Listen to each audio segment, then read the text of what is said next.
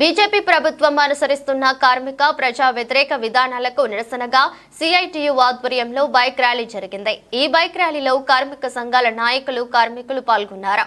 విశాఖ పర్యటనకు వస్తున్న ప్రధాని మోదీ స్టీల్ ప్లాంట్ ప్రైవేటీకరణ విరమించుకుంటున్నట్లు ప్రకటన చేయాలి। కేంద్ర ప్రభుత్వం తీసుకువచ్చిన 4 లేబర్ కోడ్స్లను రద్దు చేయాలి। కార్మికులకు కనీస వేతనం 26,000 అమలు చేయాలి। అవినీతికి పాల్పడిన అదానిని వెంటనే అరెస్టు చేయాలి। అదానితో చేసుకున్న ఒప్పందాలను రద్దు చేసుకోవాలి। ఈ నెల 26వ తేదీన కార్మిక సంఘాల మహా ప్రదర్శన సభను విజయవంతం చేయాలి। సిఐటియు నాయకులు డిమాండ్ చేశారు।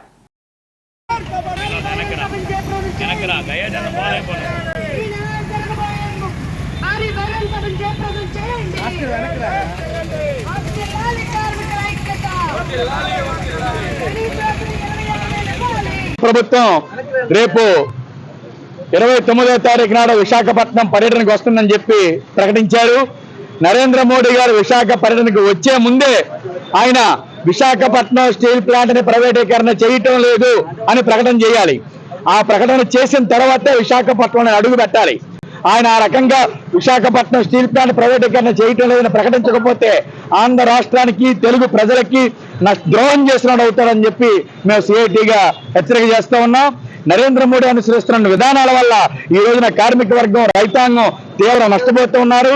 అందుకోసమనే ఈ విధానాలకు వ్యతిరేకంగా ప్రైవేటీకరణ విధానాలు ఆపాలని, కనీస వేతన 26,000 రూపాయలు చెల్లించాలని, స్కీమ్ వర్కర్స్ ని ప్రభుత్వ ఉద్యోగులుగా గుర్తించి వారికి రిటైర్మెంట్ బెనిఫిట్స్ కల్పించాలని, అలాగే అసంఘటిత రంగ కార్మికులైన ఆటో, ముఠా, బిల్డింగ్, తోపుడు బళ్ళు కార్మికులకి ఇన్సూరెన్స్, పిఎఫ్ తో కూడినటువంటి, ఈఎస్ఐ తో కూడినటువంటి సమగ్ర చట్టం చేయాలనే డిమాండ్లతోటి ఈ ప్రదర్శన జరుగుతూ ఉంది 26వ తారీఖున। ఆ ప్రదర్శన జయప్రదం చేయాలని కోరుతూ ఈ రోజున గాంధీ విగ్రహం నుంచి 1 టౌన్ మొత్తం కూడా స్కూటర్ ర్యాలీ చేయడం జరిగింది। ప్రజానికి 50 మంది కూడా 26వ తారీఖున జరుగుతున్నటువంటి ప్రదర్శన సభలో పాల్గొని ఈ మోడీ విధానాలకు వ్యతిరేకంగా అడ్డుకట్టు వేయాలని చెప్పి మేము కోరుతూ ఉన్నాం।